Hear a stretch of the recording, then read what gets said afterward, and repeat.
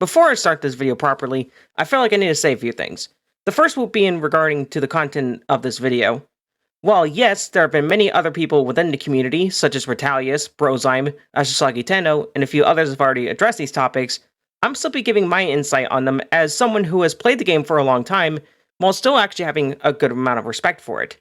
Do note that I will be referencing them, but it's not meant to be leeching off of them. More so, I just simply agree with some of their references, which all references that are in this video will be linked in the description below, so you can check them out for yourself. The second is more so of a personal message to Digital Extremes themselves, the developers of Warframe. Please note that anything said in this video is not meant to be seen as a personal attack. That is not my intention here. I'm simply trying to give simple criticism and pointing out the flaws within the game to maybe so you can actually consider some of these things. To put it simply, I'm not trying to be an asshole, I'm just being upfront about it. And thirdly, as a message towards you guys, the viewers, please, for the love of everything that is in the void, do not, I repeat, do not go out and harass anybody mentioned in this video. We do not tolerate that kind of behavior, so please do not do that. With all that out of the way, let's start this video properly, shall we? Here we go. So, in the past 6 years I've been playing this game, I never once thought that I would actually be making a video like this. And I know some of you might be asking, well, why is that? Lately, there's been a lot of things within the community, namely things such as a lot of people leaving the game, especially a lot of community figures, and a whole bunch of other things that have really not been in the game's favor as of recent. Well, I'm here to kind of cover some of those things and maybe give my own insight and even suggestions on what could possibly be done. I want to make note that this video is going to be a bit different from what I normally do, as this will be entirely unscripted, but I do have a few notes next to me, so that way I know what to talk about. So if I stutter about or anything like that, that's the reason why, as this is very unstructured in comparison to what I do normally. So let's get a few things, mainly starting with the question, why have people been turned away from Warframe as of recent? There's been a lot of debates as to what was considered to be the breaking point for a lot of players in Warframe, both old and new. And it always seems like it's been pointed towards 3 particular updates. These being the Old Blood, which introduced Kuva-Liches, Empyrean, which introduced Railjack, and Scarlet Spear, which hosted the event of the same name. These particular updates were not exactly favored among people, and were considered to be some of the worst updates the game has ever received. I'm pretty sure if you ask a few people around the community, if they ask what they consider to be some of the worst, I guarantee you that those will be the 3 that they use. So what is it about these particular updates that have driven people away? Well, as it was previously teased in TennoCon 2018, Empyrean was said to be this huge update that was supposed to link everything together, where it was shown that you were able to go underground from Fortuna and go all the way up into the stars with Railjack.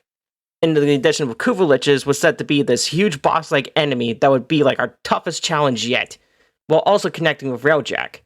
But a lot of that really kind of fell through, as especially since a lot of these updates were more or less spaced out, especially with Kuva-Liches being introduced first, which, while they were a pretty cool concept, I do feel like, and I'm pretty sure I'm not the only one who thinks this, the execution could have been a bit better. As when it came to Railjack, that update was arguably one of the most buggy that Warframe has ever had. And before they even got all the testing and everything, a lot of their testing crew actually went on holiday, which I can understand because of the pandemic going on, and they weren't able to actually get it out all the way. But at least try and do some more on it before maybe, releasing it. Delay it if you have to. It's not like you're exactly behind a deadline these days. You even admitted yourself that you much prefer not to make deadlines because you know that some of these things are going to be either delayed or they're going to be really buggy and have to fix it later on. Of course, that's just a particular instance, but it leads to another point regarding that. When it came to Railjack, we were really hoping that it really would be the feature that connected everything together in the game, but instead, we just got another content island, where a lot of the content that's exclusive to Railjack is just exclusive to Railjack, much like with the other content islands, being the Plains of Eidolon, the Fortuna, and Deimos. Basically, there's stuff that's there that is really not necessary to get everything in the game, but it's more so like the extra stuff mainly for warframes, weapons, and a few other miscellaneous things, but it's not necessarily what you need to complete the main story quests. A lot of the story, actually, all the story quests actually don't even need you to go to those particular places. So there's really no point to going back there to those places once you have everything there. And thus, people just kind of forget about it. This is especially the case for some of the other things, but we'll get to that.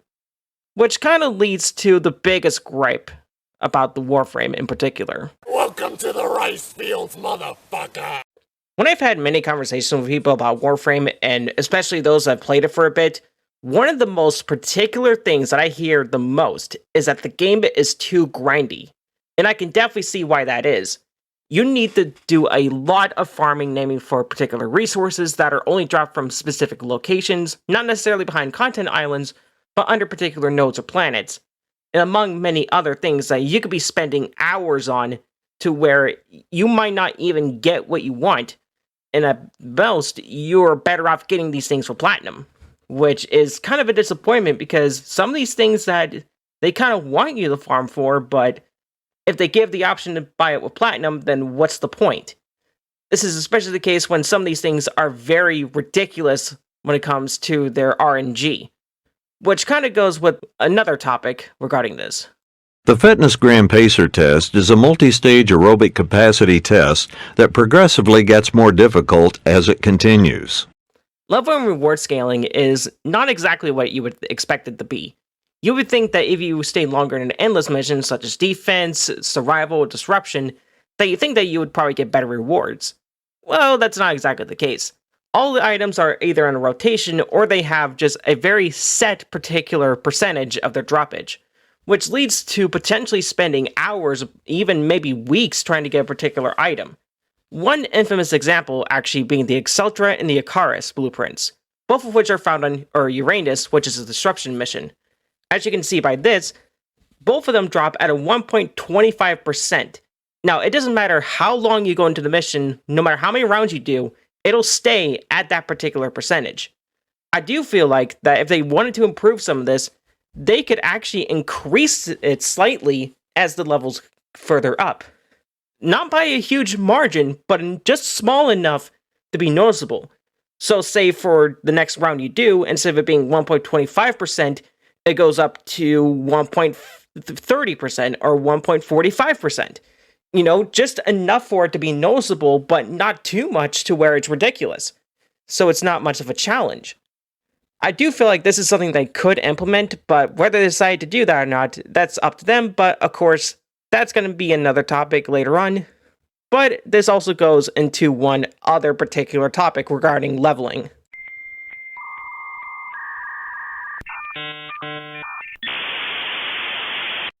Enemy AI in Warframe is arguably the most laughable. You would think that as you go into higher level missions, that the AI would actually improve and be a bit smarter and do things you probably would not expect them to do, right? Well, that's not exactly the case. All it really does is that it adds to the number of their health and the damage they output. Essentially, they're creating bullet sponges that just deal a lot of heavy damage, while being more or less brain dead. You want proof of how brain dead the AI can be? Look no further than the Grenadier Shield Lancer. And you want proof of this? Let me show you. Alright, so here we are in the Simulacrum. As you can see, I'm actually using a Loki Prime, in particular an unmodded, in comparison to my other build. I don't have any Sentinels on with me.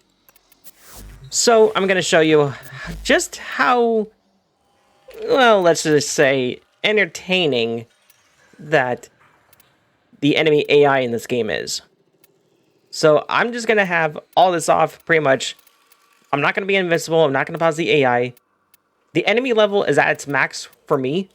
So at a level 180. So this will typically be about a standard, basically a standard level for Steel Path missions and the like. But I'm just going to spawn this one guy in, and let's just see what he does.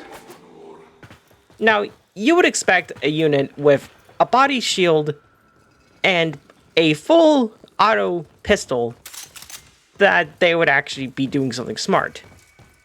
But just look at this. This is actually how it is. No, no tricks, no nothing. Oh, there he goes and tries to attack me.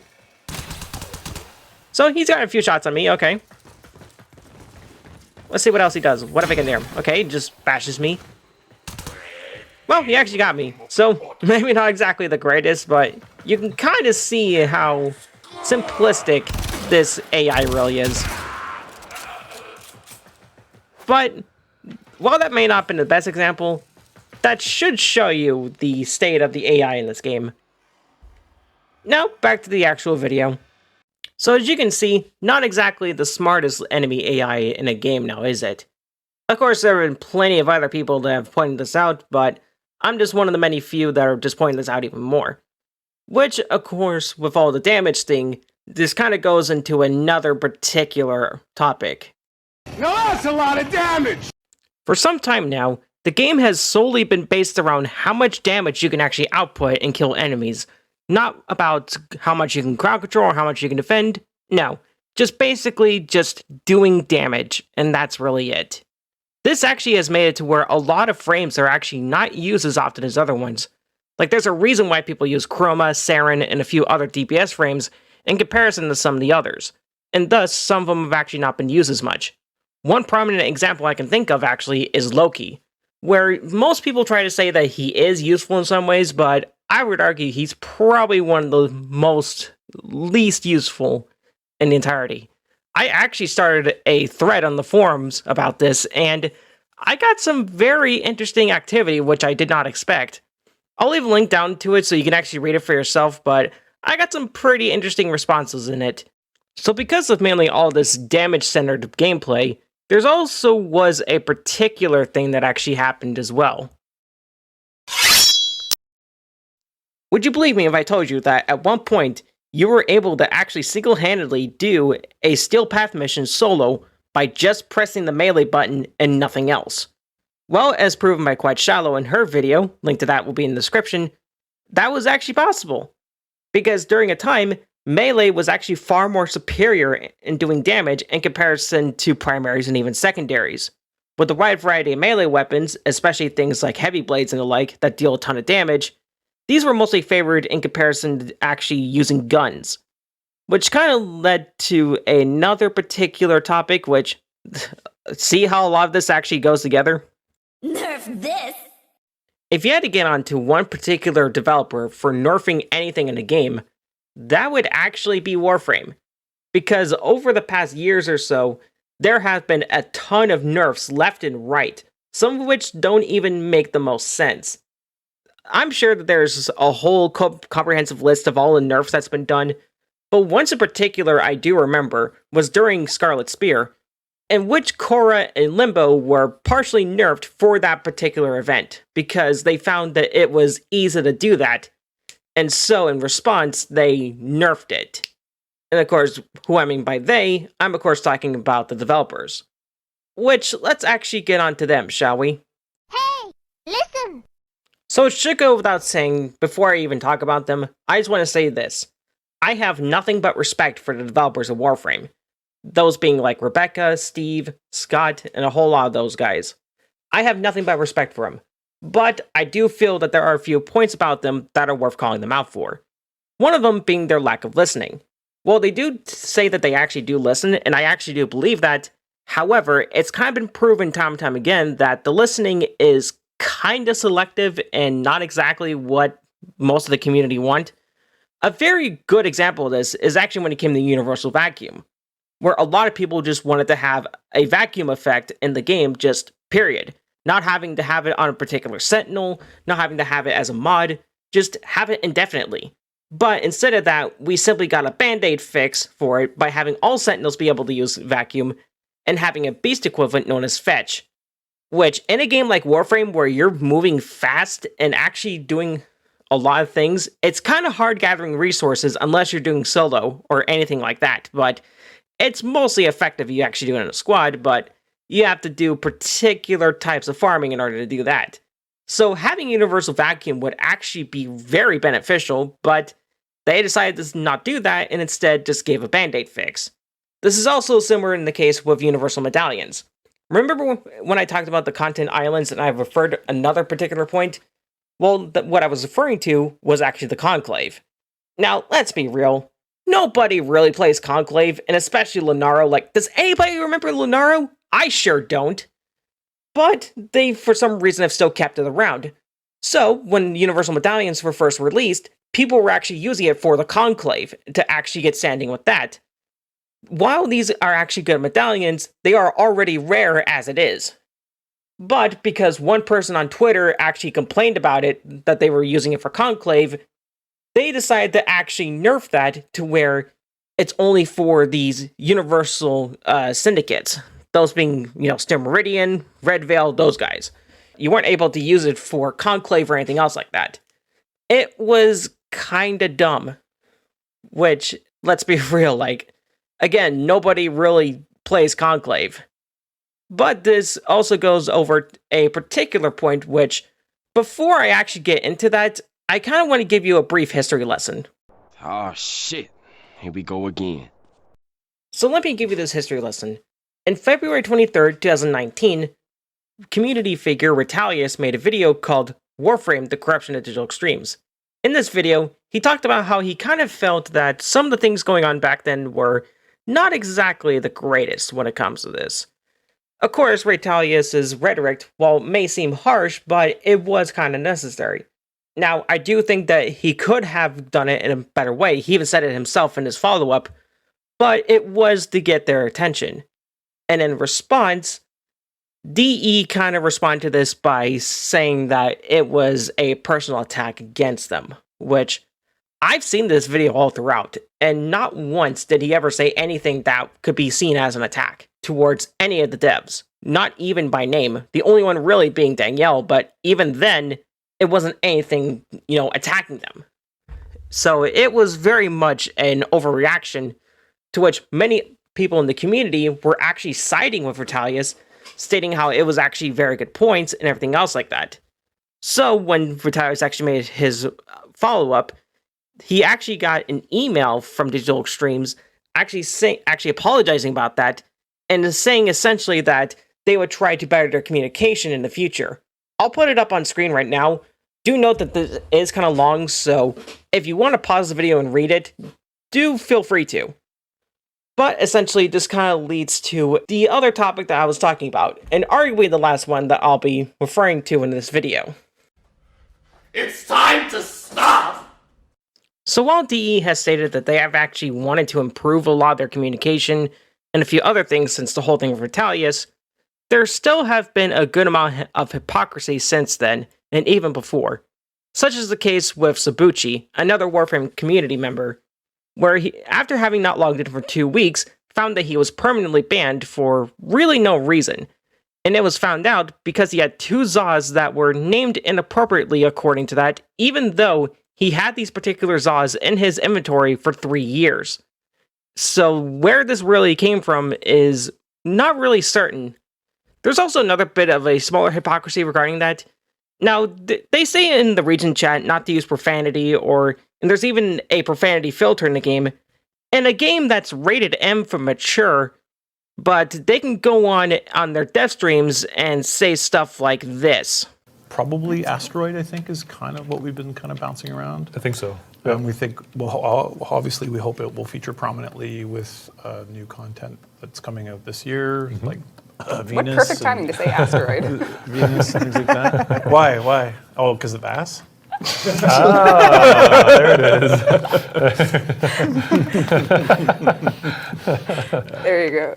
Okay, chat is PG. There we go. Okay. Yep. Just doing what's in the drawing. This is what it takes to be an artist. Skyers is definitely doing this on purpose.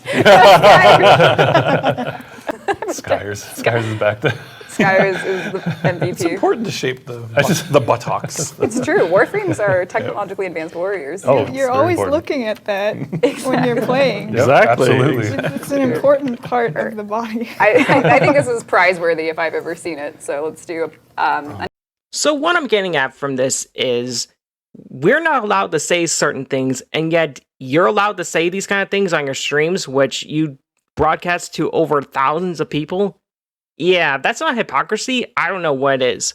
Of course, these are just a few small examples of some of these, and there's plenty of others I know of that I haven't really put in here, but I just wanted to give a few just to give you a good idea of what we're dealing with here. Now, with all this said and done, you're probably wondering what are some of my final thoughts. Well, let's get to that.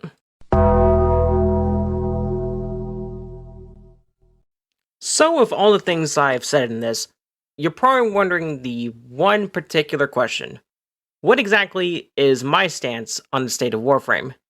Now, I know there's probably a few other topics I have left out, namely things like the new player experience, and a few other topics I probably can't think of at the top of my head right now, but these are some particular topics I wanted to cover and kind of tell you the current state of the game. While yes, I do think that it's not exactly in the most favorable, but I don't really see it going away anytime soon.